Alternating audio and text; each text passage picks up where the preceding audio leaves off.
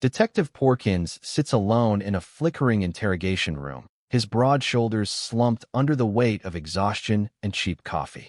The air smells of sweat, metal, and regret. Across from him sits Vince, a thin, twitchy man whose hands tremble against the cold steel of the table. Porkins chews a toothpick and eyes him with the quiet patience of a predator. "You talk? I listen," he says evenly. "But don't waste my time."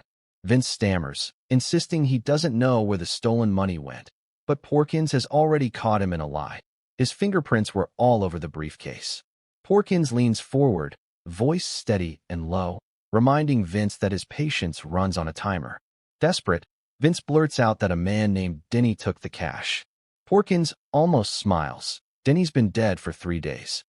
The words hit Vince like a punch, and he realizes he's in deep trouble. Trying to save himself, Vince spills everything. The job wasn't his idea, it was Denny's. The buyer was a man they called the clockmaker. Porkins scoffs at the name. Everyone in the underworld has some theatrical nickname, but listens as Vince explains that the clockmaker buys stolen luxury watches. Not just watches, Vince mutters, time itself. The man's obsessed, he says. Claims people waste it, and he's collecting it back.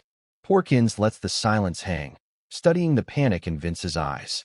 Then he stands, pacing slowly around the table, his heavy steps echoing like a countdown.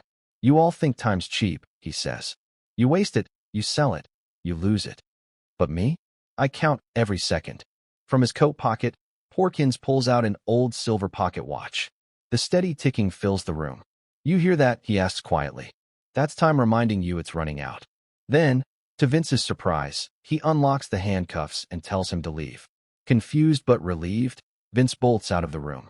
Porkins watches him go, flipping open the pocket watch to reveal a tiny red recording light blinking inside.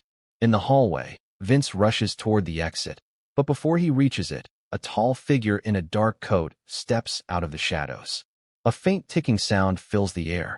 "You told him, didn't you?" the stranger asks. "It's the clockmaker." Vince shakes his head, but it's too late. A gunshot echoes down the hall. Back in the interrogation room, Porkins hears it. He doesn't flinch. He just closes the pocket watch and mutters under his breath, "Told him not to waste my time." The ticking stops,